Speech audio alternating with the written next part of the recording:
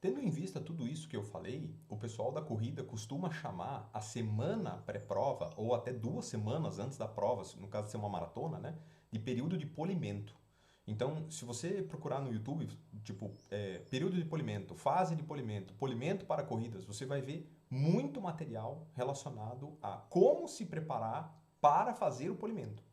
Então eles entendem que você precisa fazer um estímulo forte durante a semana não, né? O período de base, depois o período específico de treino. Então o período de base é um período de treinamento geral, depois o período específico é um período no qual você treina para uma prova-alvo, com estímulos específicos para aquela prova. Então se eu estou treinando para fazer uma prova de 5 quilômetros forte, eu preciso fazer tiros curtos, tiros de 200, 400 e 800 metros, né? Para estimular o uso de fibras rápidas do meu corpo. Se eu estou treinando para uma maratona, eu preciso focar nos treinos longos e nos treinos de baixa intensidade e alto volume. Então eu tenho treinos específicos para cada prova. Ao mesmo tempo em que eu tenho polimentos específicos para cada prova. Uma prova de 5 quilômetros, que é uma prova curta, eu posso fazer um polimento aí de 4, 5 dias.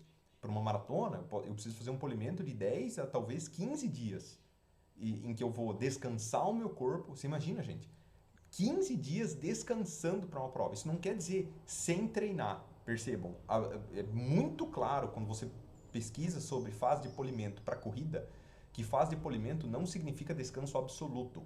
Significa redução de volume de estresse de treino. Então você continua treinando, mas com baixa intensidade. Então seria o equivalente, você está fazendo a milhão a lista de exercícios até uma semana antes da prova. Durante a semana de provas, você vai lá e faz 2, 3 exercícios simples de cada disciplina, só para manter o teu cérebro fresco com aquele conteúdo. Tudo bem? Você não estressa em demasia o seu cérebro, mas você também não cria destreino. Você não cria a fase em que você está perdendo capacidade muscular ao mesmo tempo que você está perdendo capacidade cognitiva. Então a fase de polimento é isso. É redução do volume de treino, ou seja, você facilita o treino ao invés de simplesmente eliminar o treino. Talvez na fase de polimento, o único dia que você possa não treinar de verdade seja o dia da véspera da prova. E tudo bem, você vai, né? Tem gente que nem na véspera descansa. Faz aí um trotezinho de 2, 3 quilômetros ou faz uma caminhada de meia hora, né? Para manter o corpo ativo, o que a gente chama de corpo acordado. Tudo bem? Você precisa manter cuidados com a alimentação, tudo bem? Você precisa comer o que você está acostumado a comer, comer coisas que te dão energia. Então não adianta você se preparar para uma maratona e comer uma pizza no dia anterior, uma pizza de queijo e bacon, entendeu? Não vai funcionar.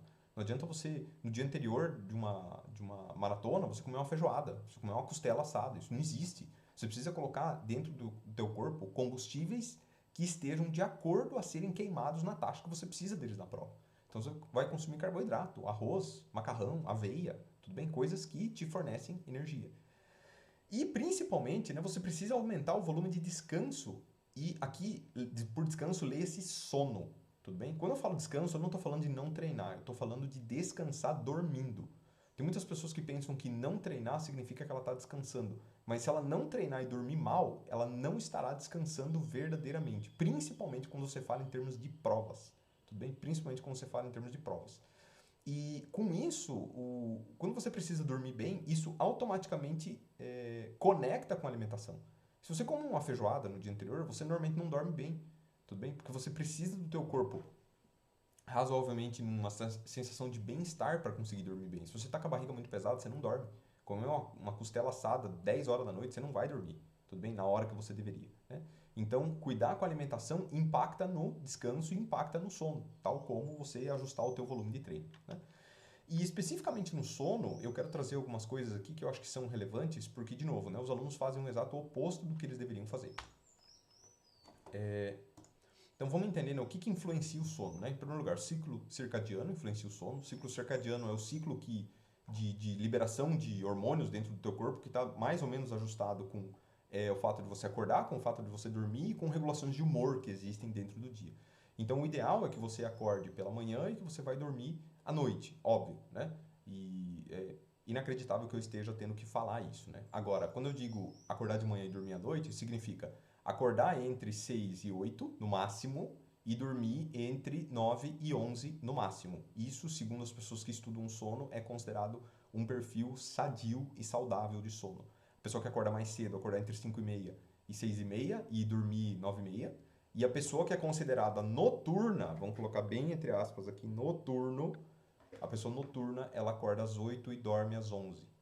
Então, se você acorda às 10, você é preguiçoso e o teu ciclo está desregulado. Você é desorganizado, o teu sono está uma bosta e você não consegue aprender coisa nenhuma porque o teu sono está todo errado. Tudo bem? E provavelmente, se o sono está errado, a tua alimentação também está errada, o teu consumo de telas está errado, a tua hidratação está errada, deve ter um monte de coisa errada. Normalmente não é só o sono, né? Então, vamos presumir que você tenha o ciclo circadiano funcionando, né? Também precisa de um efeito chamado pressão para dormir, que o pessoal em inglês chama de sleep pressure, né? Então, a pressão para dormir, ela depende do nível, né, da concentração de um neurotransmissor, que é a adenosina monofosfato, né? Então, lembra lá, o ATP é a molécula que vai te dar energia, né? Quando o ATP perde um fosfato, ele vira ADP, adenosina difosfato. Quando ele perde mais um fosfato, ele vira AMP, adenosina monofosfato, que é o que a gente chama comumente apenas de adenosina, né? Então, o processo metabólico, ele naturalmente aumenta os níveis de adenosina no corpo. Então, você precisa, para recuperar o ATP, né, recuperar a energia, você precisa descansar para permitir que aquela ATP se ligue novamente em fosfatos, né? E o pessoal descobriu que o nível de adenosina no cérebro, né, dessa adenosina monofosfato, ele está relacionado com uma coisa chamada pressão para dormir. Então é aquela sensação que o corpo está tentando te desligar. Sabe quando você quer ficar acordado e o corpo está querendo te apagar? Isso significa que tem adenosina demais no teu cérebro e essa adenosina demais ela indica para o corpo que, olha, o corpo aqui está na reserva, você precisa dormir para que você consiga recuperar a energia para amanhã poder se esforçar de novo. Então o corpo está dizendo isso para você, cara, você está na reserva, tudo bem? E o fato é que essa adenosina ela vai se ligar em receptores no cérebro e quando ela se liga nesses receptores, a informação química, né, neuronal que o cérebro recebe é fadiga, cansaço e diminuição da tensão da concentração. Então imagina, você está lá estudando de véspera e daí você deixa de dormir na hora certa, entendeu? O teu corpo começa a ficar cansado, ele começa a produzir muita adenosina. O que vai acontecer? Ele naturalmente você vai ficar fadigado, cansado e você vai estar com diminuição da tensão da concentração. E você fica lá insistindo, entendeu? Você fica lá insistindo porque eu preciso estudar, porque a prova amanhã, meu Deus, não sei o quê. Você vai lá e mete café pro corpo. Entendeu? Mete café para dentro, porque eu quero ficar acordado, porque eu quero ficar estralando, né? Eu quero ficar aqui acesaço. O que muitas pessoas não entendem é que a cafeína ela não vai estimular o seu corpo a ficar mais ligado, tudo bem? Ela não vai diminuir o cansaço, ela vai impedir que o corpo sinta que ele está cansado. Em outras palavras, a cafeína não é que ela te dá energia, ela desliga o sensor. Sabe a luzinha da reserva? Tá lá no painel a luzinha da reserva piscando lá. Aí você toma cafeína, é tipo quebrar aquela luz. O teu corpo, não é que ele ganhou energia, você quebrou a luz, ele continua fudido, ele continua sem energia nenhuma. E você falar, e você tirou o sensor que dizia isso pra você. Aí vai dar tudo errado, né? Porque você vai continuar gastando aquele mínimo de energia que você tem, que é a reserva, até que o teu corpo desligue, né? Então a cafeína, como que ela faz isso? Ela bloqueia a ligação da adenosina com os receptores de cansaço, né? Dos neurônios lá, que vão indicar a fadiga e cansaço. Então, na hora que a cafeína entra lá e não deixa a adenosina entrar, o cérebro para de receber as informações de que o corpo está cansado. O corpo continua cansado, mas o cérebro para de receber informações nesse sentido, entendeu? E ele continua usando energia. E isso é um perigo, porque daí, né, você pode entrar num caso de pane seca, né? Isso é aquele caso daquelas pessoas que usam rebite, né? A pessoa tá lá estralando 2 dias, dirigindo o caminhãozão lá, sem dormir, e de repente a pessoa simplesmente apaga. Por quê? Porque o corpo estava cansado. O fato da pessoa não perceber o cansaço não significa que o cansaço foi embora. Tudo bem? E a pessoa apaga, literalmente ela apaga. Ela cai, ela desmaia em cima do volante, assim, e ela acaba batendo o carro, batendo o caminhão, né? Então, quer dizer, para você descansar, necessariamente você sentir o teu corpo com a quantidade correta de energia, você precisa fazer com que essa adenosina se ligue de novo no fosfato, né? Forme ATP. E como que o cérebro faz isso? Ele lava, né? É como se fosse uma lavagem mesmo. Imagina que ele passa uma espécie de um líquido e ele recolhe toda essa adenosina que está dentro do cérebro, né? E para refazer a ATP. Só que isso só acontece numa situação de sono profundo. Então, normalmente, quando você dorme, você está num sono leve, daí você desce para um sono um pouquinho mais profundo, aí para sono profundo, tudo bem? Você fica ali um tempo, o corpo está lavando o teu cérebro, depois ele volta para esse sono um pouco menos profundo, que é muitas vezes chamado sono REM, né? Ele é quase tão leve quanto o sono leve, talvez até mais em alguns casos. O sono REM é aquele sono que você fica mexendo os olhos, assim, você olha para a pessoa, ela está mexendo os olhos. é o sono, é a fase do sono em que a gente sonha, tudo bem? Tem uma atividade cerebral muito intensa. O ponto é que, para muitas questões de consolidação de memória, essa consolidação acontece no momento em que você descansa do sono profundo. No sono profundo isso acontece, entendeu? Agora, no sono profundo, você está tipo, praticamente em coma, entendeu? O teu corpo não tem nenhuma adrenalina e nenhuma noradrenalina no cérebro, porque ele indica que não existe perigo nenhum. O teu corpo só consegue entrar em sono profundo se ele tem a perfeita garantia de que não existe um perigo em volta de você. Porque pensa, o sono é uma situação que você está muito vulnerável. Você não está vendo nada que está acontecendo em volta de você. Se vier um predador, você não vê. Se a tua casa pegar fogo, você não vê. Se de repente você está em cima de uma árvore e cair, até que você percebeu, você já está morto, tudo bem? Então o corpo só entra em estado de sono profundo, né, que é sem adrenalina, sem a situação de estresse, se você não estressar ele antes.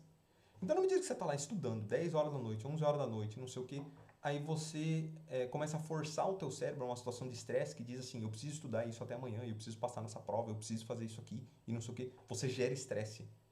Você gera estresse, você enche o teu cérebro de adrenalina e noradrenalina. O que vai acontecer? Você não vai entrar em sono profundo. Mesmo que você vai dormir 2 da manhã, durma até as 6, 7, sei lá, você não vai descansar. Mesmo que você durma, você não descansa. Por quê? Porque você não entrou em sono profundo, porque você tinha um excesso de noradrenalina no cérebro.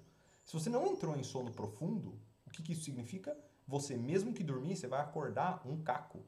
Entendeu? Você vai acordar não conseguindo se concentrar, não conseguindo focar, você vai para a prova parecendo um zumbi, você vai tirar um zero. Não interessa o quanto você estudou no dia anterior, você vai tirar um zero, você vai tirar um 2, entendeu? Você vai se foder na prova.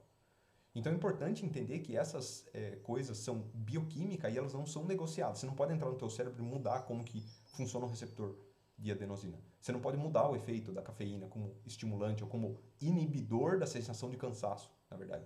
Você não pode mudar essas coisas. Você tem que estudar muito antes da véspera e descansar na véspera, que é o exato oposto do que os alunos fazem, né?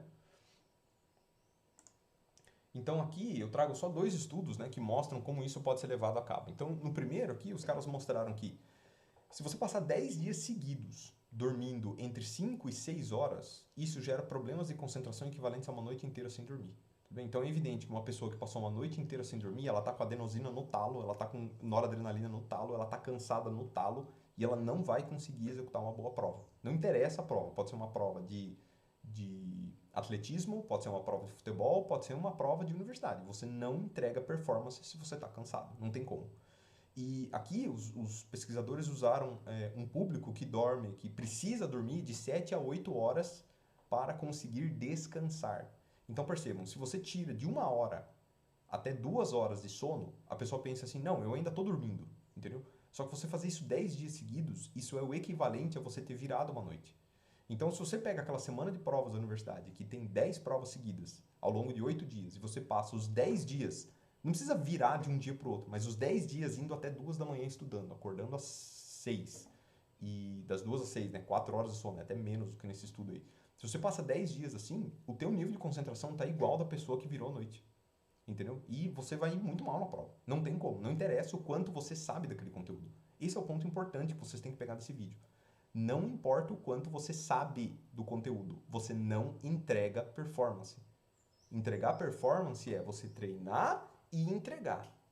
Se você treinou, você não consegue entregar porque você está cansado. E se você não treinou e quer treinar de véspera, aí pior ainda. Né? Aí o aluno fala, nossa, mas eu virei à noite e tirei 0. Porra, não entendo como poderia dar outro resultado.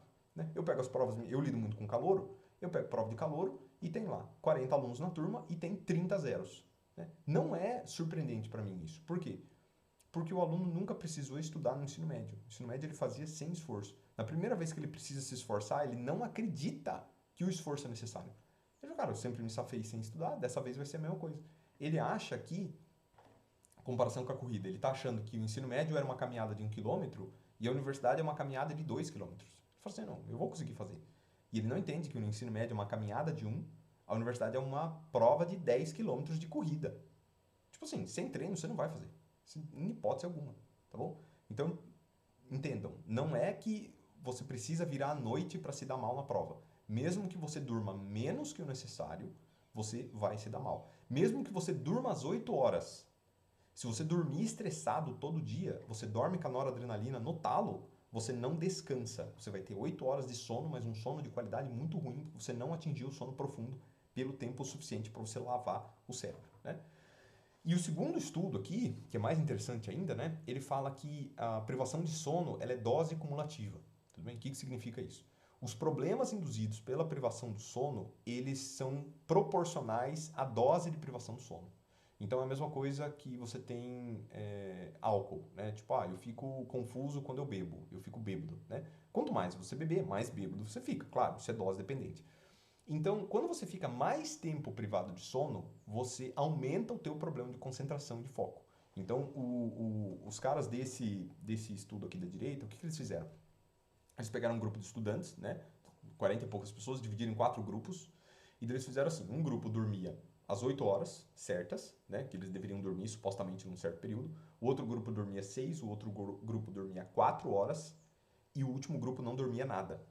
Tudo bem? E daí eles tinham que ficar fazendo outras atividades. E no dia seguinte eles faziam uma prova. E raciocínio lógico, aqueles testes de associação e tal, coisa de psicólogo, né? E aí os caras mediram o desempenho desses alunos, né? E eles perceberam que claramente o melhor desempenho foi de quem dormiu mais, depois 6 horas, depois 4, e quem não dormiu nada foi o pior desempenho. Importante destacar, houve queda de desempenho em todos os níveis de privação de sono. A pessoa que dormiu 6 horas perdeu desempenho em relação a quem estava com 8. A pessoa com 4 perdeu mais e a pessoa que dormiu 0, ela perdeu muito desempenho. Só que além de pedir a respeito, além de medir o desempenho dos alunos, né, antes da prova, os pesquisadores perguntaram para os alunos como eles estavam se sentindo, se eles estavam se sentindo cansados ou não. E, surpreendentemente, os alunos que dormiram 0 horas, né, que viraram a noite, eles falaram que estavam cansados, sim. Mas os alunos que dormiram 4 e 6, eles falaram que não, que eles estavam bem. Que eles estavam tão bem quanto os alunos que tinham dormido 8. As respostas foram muito parecidas. Então, quer dizer, mesmo em privação de sono, mesmo tendo um resultado pior na prova, os alunos, eles acordavam com a sensação de que eles tinham descansado. E isso é estranho, né, num primeiro momento. Assim, você pensa, poxa, mas por quê, né? De alguma maneira o corpo deles passava a sensação de que eles estavam descansados quando eles não estavam. Então mesmo que você fale assim, não, eu estou dormindo 5, 6 horas por noite, eu estou bem. Não, você não está bem. Ou, se você supõe que você esteja bem, você poderia estar ainda melhor se você dormisse 8. Entendeu? Mas qual que é o único jeito de você dormir 8 sem estresse no dia véspera de prova? É você saber que você treinou muito para aquela prova e você pode se dar ao luxo de dormir na véspera da prova para garantir performance. Tudo bem? O próximo vídeo vai falar sobre a questão de nervosismo de prova. Daí todas essas coisas aqui vão fazer sentido. Então, mensagem do vídeo anterior, vocês precisam, de alguma maneira, entender que o período de treinamento é necessário. Se você não entender que o período de treinamento é necessário, você abandona o treinamento. E se você não abandonar o treinamento, mas mesmo assim for querer fazer a prova, você vai falhar na prova porque você vai estar se submetendo a uma situação de estresse na véspera e quando você chegar na prova você vai estar estressado e não vai conseguir entregar performance. Entendam, gente, estudar é importante. Melhor ainda se você puder estudar igual eu, estudar psicologia sem se preocupar com prova, porque eu não tenho prova, não faço faculdade de psicologia. Agora, se algum dia eu decidir fazer essa faculdade, eu vou ter que me submeter a essas provas. E quando eu me submeter a essas provas, eu vou ter que entender que eu preciso dormir bem, eu preciso comer bem, eu preciso fazer uma fase de polimento para a prova.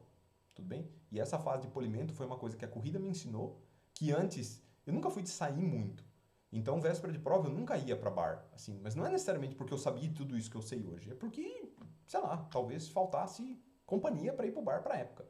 Hoje não, hoje quando eu vou para um concurso público, eu cuido da minha alimentação no dia, eu não como nada de diferente para evitar ter algum problema de intoxicação alimentar, ter algum problema de sono, né? Eu vou para outra cidade, não tenho o que comer, eu vou lá, como um lanche na esquina, o lanche me causa uma azia, não durmo bem. Eu sei que essas coisas vão impactar no meu desempenho no concurso. Então, se hoje eu vou bem num concurso público, é porque eu levo a sério todos esses aspectos e eu não apenas estudo para o concurso, mas eu como bem, eu me exercito, eu mantenho todos os meus sensores funcionando na hora que eles têm que funcionar, eu descanso eles na hora que eles têm que funcionar, eu estresso e estimulo eles quando tem que estimular, eu recupero eles quando tem que recuperar, para que na prova eu entregue performance.